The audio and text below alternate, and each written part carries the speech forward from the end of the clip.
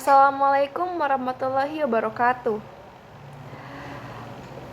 Yang terhormat kepada Bapak Ahmad Hamdan selaku dosen pengampu konsep dasar pendidikan masyarakat, dan kepada rekan-rekan teman mahasiswa kelas B yang kami cintai. Segala puji serta syukur kita panjatkan kepada kehadirat Allah Subhanahu wa Ta'ala yang telah melimpahkan rahmatnya dan hidayahnya sehingga kita dapat berkumpul dengan kondisi sehat di pertemuan kali ini. Di sini kami akan mempresentasikan mengenai hasil tugas kelompok kami yang berjudul Landasan Filosofis Pendidikan Masyarakat yang disusun oleh Lutfia Nisa Nur Hidayah, Rahel Yunik Permana, Mutia Fitisabila, dan Putri Nur Fauzia. Untuk mengefektifkan waktu, langsung saja kepada pemateri, saya persilahkan. Terima kasih kepada moderator yang telah memberi saya kesempatan untuk memaparkan materi. Yang pertama yaitu mengenai definisi filsafat pendidikan. Filsafat pendidikan merupakan salah satu ilmu filsafat yang mempelajari hakikat pelaksanaan dan pendidikan. Meliputi tujuan, latar belakang, cara, hasil, dan hakikat pendidikan itu sendiri. Menurut Sahakinan, pada tahun 1971, beliau memaparkan berdasarkan tipe kajiannya, filsafat dapat digolongkan menjadi 3 macam, yaitu spekulatif, preskriptif, dan analitik. Filsafat spekulatif adalah cara berpikir yang sistematik mengenai sesuatu kenyataan yang ada secara menyeluruh. Contohnya, ketika kita sedang mengerjakan tugas, kita tidak hanya memperhatikan satu aspek saja, tetapi memperhatikan pula susunan atau pola yang memberikan gambaran tentang aspek-aspek itu yang terjalin dalam suatu kesatuan yang bermakna. Itu untuk mempermudah pemahaman kita terhadap tugas yang diberikan atau tugas yang sedang dikerjakan. Yang kedua yaitu preskriptif, adalah upaya kajian yang berkaitan dengan penetapan standar atau ukuran nilai-nilai, penentuan kegiatan, dan kiat tanggapan. Pada filsafat ini berusaha untuk menemukan dan menyarankan prinsip-prinsip digunakan untuk memutuskan kegiatan atau tindakan yang perlu dilakukan. Yang ketiga yaitu analitik. Filsafat analitik adalah filsafat yang memusatkan kajiannya pada kata istilah dan arti. Kajiannya dilakukan dalam konteks yang berbeda-beda sehingga kemungkinan terjadi perbedaan makna terhadap suatu istilah apabila konteksnya itu berbeda. Pada filsafat umum itu mengkoordinasikan fakta-fakta dalam berbagai ilmu. Sedangkan untuk filsafat pendidikan lebih fokus pada segala sesuatu yang berkaitan dengan ilmu pendidikan saja. Filsafat pendidikan nonformal. Peluang pendidikan nonformal itu dapat diciptakan dari mulai masyarakat gemar belajar di tempat yang mudah dijangkau dengan cara-cara yang sesuai dengan potensi, keterampilan, dan kecakapan warga belajar serta sesuai dengan kebutuhan dalam kehidupannya. Ilmu pendidikan nonformal memiliki landasan filosofis, yaitu landasan yang dijadikan sebagai dasar tempat berpijak, mengkaji, dan menelaah kegiatan pendidikan nonformal. Landasan filosofi pada suatu negara dipengaruhi oleh ideologi yang dianut oleh negara itu sendiri. Terima kasih kepada moderator yang telah memberikan saya kesempatan untuk memaparkan materi tentang strategi umum pengelola pendidikan luar sekolah. Berdasarkan falsafah, keilmuan, dan teori dikemukakan strategi umum pengelolaan pendidikan luar sekolah yang dapat dipertimbangkan oleh penyelenggara pendidikan luar sekolah. Dalam penyusunan program pendidikan luar sekolah, penyelenggara dapat menggunakan 3 langkah kegiatan. Yang pertama yaitu melakukan identifikasi pendidikan kebutuhan belajar yang dirasakan dan dinyatakan oleh calon peserta didik. Kebutuhan ini dapat diidentifikasi dari lembaga tempat calon peserta didik bekerja atau organisasi yang dimasuki oleh peserta didik. Yang kedua yaitu mengidentifikasi sumber-sumber, baik sumber manusiawi maupun sumber non-manusiawi, dan kendala yang dapat terdapat pada calon peserta didik, lembaga atau masyarakat. Faktor pendukung dan penghambat berkaitan dengan pendidik, yaitu tutor, fasilitator, pelatih, pimpinan lembaga, tokoh masyarakat, bahan belajar, fasilitas, waktu, dana yang tersedia atau yang dapat disediakan. Yang ketiga yaitu menyusun program pendidikan luar sekolah, meliputi komponen masukan lingkungan, masukan sarana, masukan mentah, proses, dan keluaran. Di dalam program yang berkaitan dengan dunia usaha atau kewirausahaan, komponen yang perlu ditambah adalah masukan lain, outer input, dan pengaruh atau impact. Semua komponen perlu dirinci dan dijelaskan kaitannya antara yang satu dengan yang lainnya, sehingga paradigma dalam penyusunan program ini meliputi kegiatan mengidentifikasi kebutuhan, sumber pendukung, dan kemungkinan hambatan, dan menjabarkan komponen subsistem pendidikan luar sekolah ke dalam program yang akan dilaksanakan. Secara umum, program pendidikan luar sekolah terdiri atas 6 tahapan, yaitu yang pertama tahapan perencanaan atau planning, yang meliputi kajian dan deskripsi tentang masalah yang dihadapi, tujuan, hasil yang diharapkan, dan lingkungan kegiatan dalam melaksanakan program pendidikan luar sekolah. Yang kedua yaitu tahapan pengorganisasian atau organizing, upaya penyusunan ketenagaan, organisasi, fasilitas, dan daya dukung lainnya untuk menjamin kelancaran pelaksanaan program pendidikan.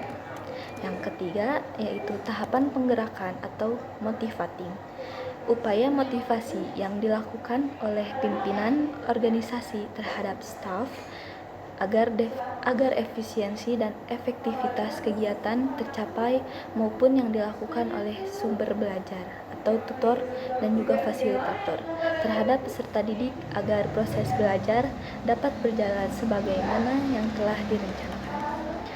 Yang keempat yaitu tahapan pembinaan, mencakup pengawasan atau controlling dan supervisi atau supervising yang dilakukan dalam kelembagaan, yaitu pengawasan oleh pimpinan terhadap staf lembaga penyelenggara program, dan supervisi yang dilakukan terhadap para pelaksana pendidikan seperti pamong pelajar dan sumber belajar. Yang kelima yaitu tahapan evaluasi atau evaluating, kegiatan pengumpulan, pengolahan, penganalisisan, dan penyajian informasi mengenai perencanaan, pelaksanaan, hasil, dan pengaruh program untuk dijadikan bahan dalam pengambilan keputusan. Yang keenam yaitu tahapan pengembangan atau developing. Kegiatan pengembangan pada dasarnya merupakan upaya lanjutan yang dilakukan dengan menerapkan kalimat tahapan secara berurutan. Adanya tahapan ini menunjukkan bahwa program pendidikan luar sekolah berkelanjutan, bergerak seperti lingkaran spiral yang makin lama meluas dan mendalam. Terima kasih kepada moderator yang telah memberikan saya kesempatan untuk memaparkan teori selanjutnya. Teori yang selanjutnya ialah teori-teori pendidikan. Yang pertama ada teori perennialisme, menekankan bahwa kemutlakan, kelanggengan, dan pikiran hendaknya diutamakan diri pada perubahan. Teori ini tujuan pendidikan luar sekolah yang tidak mudah berubah dan kegiatan yang dilakukan secara terus-menerus atau berkelanjutan tuntunan mutlak bagi setiap pendidikan. Teori perennialisme penyelenggara pendidikan luar sekolah didasarkan atas 6 hal. Yang pertama, diberikan sama rata kepada semua peserta didik mulai dari setiap tempat, walaupun situasi lingkungannya berbeda-beda. Yang kedua, akal pikiran merupakan unsur utama pada setiap manusia, maka setiap peserta didik harus dibantu untuk menggunakan akal pikiran itu baik dalam mengkaji alasan-alasan tentang suatu kenyataan dan tindakan. Yang ketiga, ada tugas pendidikan luar sekolah adalah untuk membantu warga belajar dalam menemukan kebenaran. Yang keempat, kegiatan pendidikan luar sekolah bukanlah suatu proses peniruan, melainkan sebagai upaya persiapan untuk memasuki dan meningkatkan kehidupannya. Yang kelima, ada warga belajar. Perlu mempelajari bahan-bahan belajar pokok yang berkaitan dengan alam dan lingkungan sekitar. Yang keenam, ada warga belajar. Perlu mengkaji karya-karya besar yang telah dihasilkan dalam bidang kesusastraan seperti filsafat, sejarah, ilmu pengetahuan. Yang kedua ada teori progresivisme, yaitu berkembang sejalan dengan gerakan perubahan sosial di dunia ini. Teori ini kurang menekankan pada pentingnya proses pendidikan melalui kegiatan belajar individual, melainkan lebih mengutamakan kegiatan belajar yang dilakukan melalui kerjasama dan partisipasi dalam kelompok penyesuaian yang dilakukan warga belajar terhadap lingkungan sosialnya.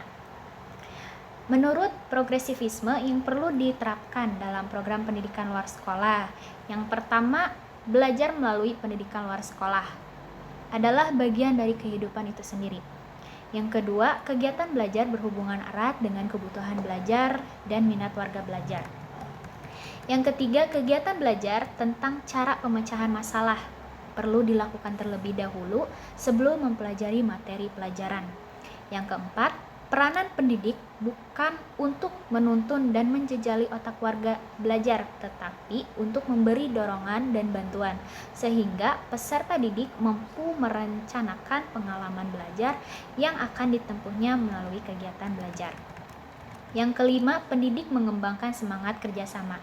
Yang keenam, hanya suasana demokratis yang mempengaruhi yang mempunyai nilai-nilai kondusif untuk mengembangkan urun pendapat, tukar-menukar gagasan dan pengalaman antar warga belajar dan proses belajar membelajar. Yang ketiga ada teori esensialisme, yaitu menitik beratkan terhadap pentingnya upaya pengkajian kurikulum yang dilakukan secara berlanjut. Dasar kurikulum dibedakan dan dipisahkan dari materi pelajaran penunjang. Kewibawaan pendidik memegang peranan yang sangat penting dalam proses pembelajaran. Yang terakhir ada teori rekonstruksionisme, bahwa pendidikan luar sekolah memiliki tanggung jawab sosial dalam mewujudkan lahirnya masyarakat baru. Menurut teori ini ada 6 prinsip yang perlu diterapkan, yaitu pertama, pendidik melibatkan diri dalam pembentukan aturan-aturan masyarakat baru. Yang kedua, masyarakat baru itu masyarakat yang madani, yang demokratis. Yang ketiga, warga belajar, lembaga pendidikan, dan proses pembelajaran dikondisikan secara terus-menerus. Yang keempat, kelompok belajar bagian amat penting dalam proses pembelajaran. Yang kelima, tugas pendidik adalah memotivasi warga belajar dan untuk melakukan pemecahan masalah melalui cara belajar secara demokratis. Yang keenam ada tujuan pendidikan luar sekolah dan upaya tujuan itu senantiasa ditata ulang sedemikian rupa sehingga dapat memenuhi perkembangan budaya dan perkembangan ilmu pengetahuan dan teknologi tentang perilaku manusia, terutama yang berhubungan nilai-nilai budaya, beragama, dan tata kehidupan kesejagatan. Selanjutnya di sini saya akan melanjutkan materi yang sebelumnya. Adapun teori pendidikan secara garis besar dengan beberapa aliran yang dikemukakan oleh para ahli. Yang pertama yaitu aliran filsafat idealisme. Aliran ini memiliki ciri dalam pendidikan, yakni yang pertama, fokus dalam belajar, menekankan pada mata pelajaran literatur, sejarah, filsafat, dan agama. Terus selanjutnya tujuan kurikulum, pendidikan untuk semua. Yang ketiga, metode pengajaran, yaitu ceramah dan diskusi. Yang keempat, ciri pengembangan bersifat imitasi. Dan yang terakhir, pengembangan keindahan belajar mengenai ahli dalam pekerjaan dan penurunan nilai nenek moyang. Yang kedua, yaitu aliran filsafat esensialisme. memiliki ciri utama yaitu fokus dalam belajar, menekankan penguasaan mata pelajaran fisik, matematik, dan ilmu pengetahuan. Yang kedua, tujuan kurikulum menguasai alam semesta. Yang ketiga, metode pengajaran, pemecah masalah, dan membuat proyek pengembangan. Yang keempat yaitu ciri pengembangan, pembuatan pemecahan kelompok dengan memperhatikan akibatnya. Yang terakhir yaitu pengembangan keindahan, partisipasi dalam proyek seni yang didasarkan pada pertukaran budaya dan nilai yang universal. Selanjutnya ada aliran eksistensialisme. Memiliki aliran pembelajaran, fokus dalam belajar, menekankan pada mata pelajaran yang berorientasi pada kemampuan memilih. Yang kedua, tujuan kurikulum kebebasan dan pengembangan pribadi. Yang ketiga, metode pengajaran, metode eksplorasi dan discovery. Yang empat, merupakan ciri pengembangan tanggung jawab. Yang kelima yaitu pengembangan keindahan, pandangan pribadi mengenai alam semesta. Alam semesta, lingkungan, bukan disebabkan oleh keturunan.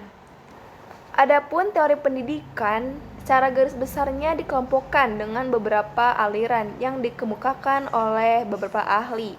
Di antaranya, pertama yaitu aliran filsafat idealisme, yang memiliki ciri dalam pendidikan, yakni yang pertama fokus dalam belajar, menekankan pada mata pelajaran, literatur, sejarah, filsafat, dan agama. Terus yang kedua, tujuan kurikulum, merupakan pendidikan untuk semua.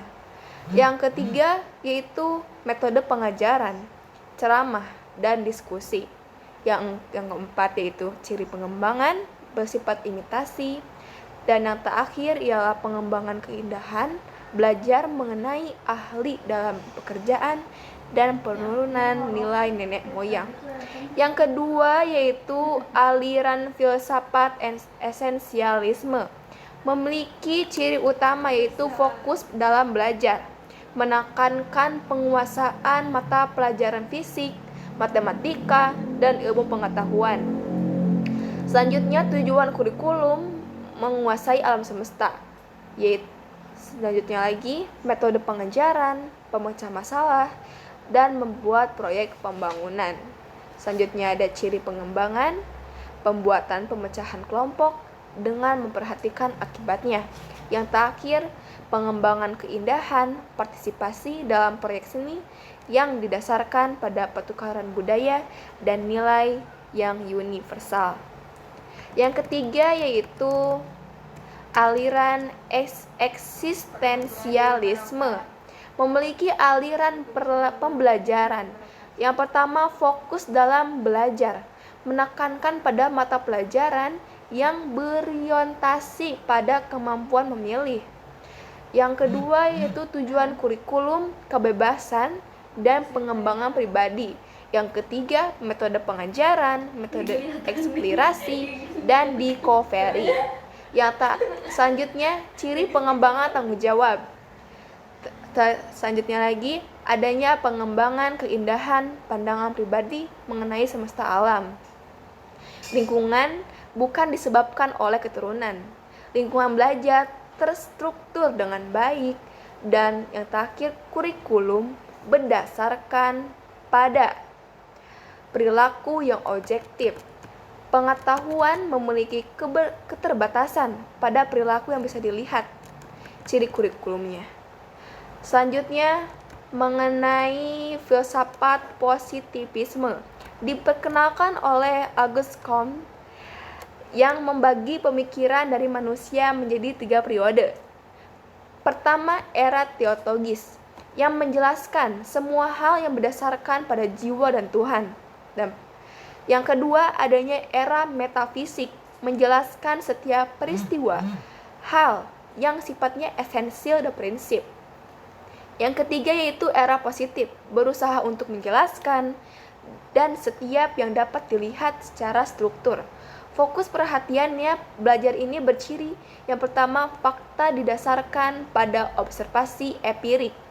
Selanjutnya, Yang kedua, sejak sekolah harus mengembangkan materi standar yang merupakan buah karya dari ahli. Yang ketiga, siswa dirangsang untuk menguasai sejumlah pemahaman dan mengembangkan sendiri kemampuannya dalam melakukan observasi, klasifikasi, dan analisis logis. Yang terakhir yaitu pengujian secara objektif. Semua mata ujian didasarkan kriteria objektif. Selanjutnya, adanya aliran filsafat progresivisme, yaitu dikembangkan oleh Peirce. Aliran ini mendasarkan diri pada kemampuan manusia untuk melakukan penyesuaian pada perubahan.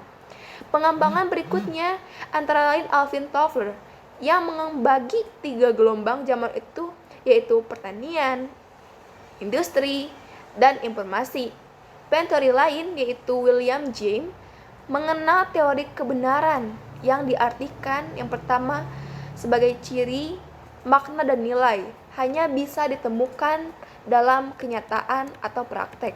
Yang kedua, kepuasan dari gagasan amat tergantung pada keseluruhan kebenaran. Pada tahun 1859 sampai 1952, Dewey mengemukakan progresivisme dengan menekankan pada ide harus selalu diukur dengan eksperimen. Penekanan fokus pada fokus belajar ini yang pertama cirinya penekanan pada gagasan harus diuji melalui eksperimen. Akar dari belajar yaitu pernyataan yang diajukan sendiri oleh warga belajar. Yang ketiga, aliran progresivisme menghargai pengalaman sebagai dasar pengetahuan. Yang keempat, adanya belajar adalah bagaimana berpikir dan bukan apa yang difikirkan. Yang kelima, adanya siswa harus aktif sendiri untuk mempersiapkan diri untuk berubah. Yang keenam, adanya kurikulum yang fleksibel. Dan selanjutnya, pengalaman dalam kehidupan, menemukan materi dan pelajaran. Nah, selanjutnya adanya aliran filsafat rekonstruktivisme yang dikemukakan oleh Construct dan Bram menciptakan pengembangan dari progresivisme dengan menekankan utama pada hubungan antara guru dan murid dan metodologi pengajaran. Penekanan pada aliran ini adalah kebutuhan dari murid dan mengembangkan tujuan jangka panjang dari masyarakat. Aliran ini juga mengembangkan keteraturan sosial baru dalam upaya mengisi kebutuhan hidup yang demokratis. Manusia dapat melakukan kontrol atas lembaga dan sumber dengan dasar pelaksanaan demokrasi internasional. Fokus belajar pada aliran ini diarahkan pada yang pertama, analisis secara kritis setiap kejadian dunia. Selanjutnya, melakukan eksplorasi pada isu kontroversi. Yang selanjutnya lagi, mengembangkan visi baru dalam mengembangkan dunia baru. Terus, mengembangkan program dalam upaya mengembangkan dunia baru, mengembangkan program dalam upaya pembaharuan budaya. Bidang kurikulum ini memfokuskan pada pedagogi kritis.